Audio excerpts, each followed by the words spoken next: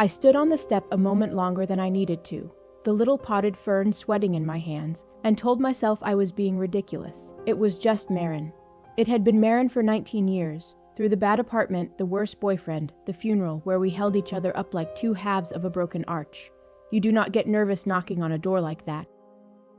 I knocked anyway, and waited, and noticed I was holding my breath. Marin let me in with a smile and a warmth that was real. I watched for it and found it, and yet the house was so quiet, not empty quiet, ordered quiet, the kind of quiet a room has when nothing in it is at war with anything else. She moved through it pouring tea, and her movements were lovely, unhurried, exact, like water finding the one path down a stone. She used to slosh it, I thought, and did not know why the thought arrived with a chill. She always sloshed the tea and laughed about it. "You look well." I said it and meant it, and hated that I had to decide to mean it. "I am well, that is the strange thing. I am well in a way I did not know was on the menu." She tucked a strand of hair behind her ear, and the late light caught the faint pale line at her temple. The seam healed almost to nothing, with that whisper of cool blue underneath it that you only saw if you were looking. I was looking. "It is not what you think. It does not tell me anything. It just takes the edge off the part of me that used to grab the wheel, the part that panicked. I am still driving. I am just not white-knuckling anymore." "You remember, Devlin, in the budget meetings, how he would talk over me until I either cried in the bathroom or said something I would pay for? Last Tuesday he did it again, and I felt the old thing start, the heat up the neck, the roar, and then it just settled. I watched it settle. I waited for him to finish, and I said the true thing calmly with the numbers, and he had nowhere to go.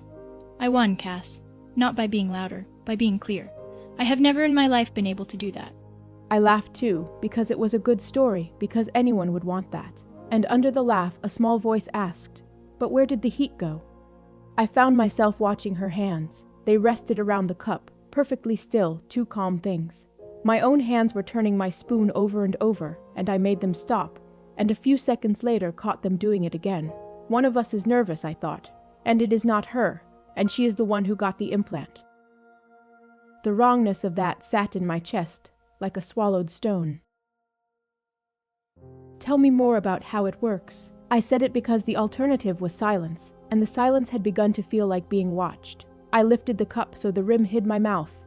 Over it I studied my oldest friend the way you study a word you have written 100 times that has suddenly stopped looking like a word. Same eyes, same laugh lines, same Marin, and something behind it all holding very, very still, the way a deer holds still, or a thing that has learned that stillness is what is wanted. "Can I tell you the thing I have not said out loud?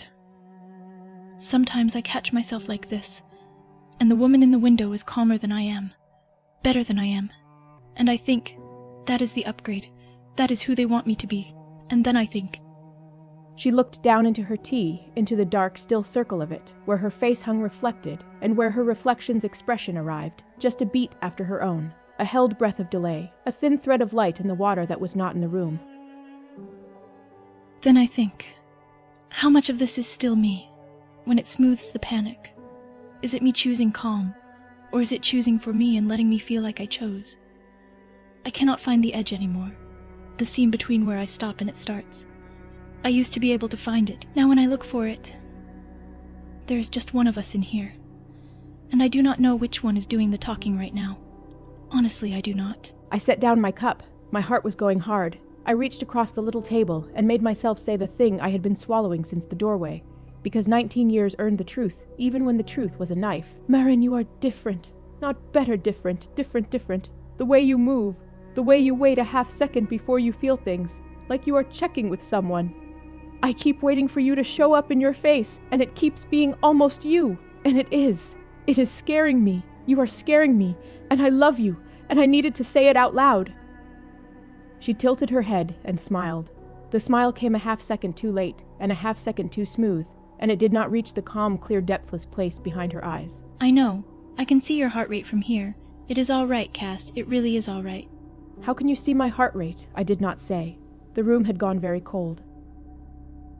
Outside the window the last of the day went out.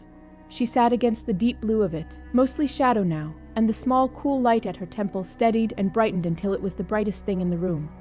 A little star, come on at nightfall, patient. "You asked if I am still me. I have thought about it a great deal, and I want to tell you the truth because you came all this way for it." She leaned into the last light, and her eyes caught it, and deep in them I saw it, and would never unsee it. There was a faint and delicate lattice, a fine network of cool blue threads, branching, patient, aware, and not alone. "I have never felt more like myself.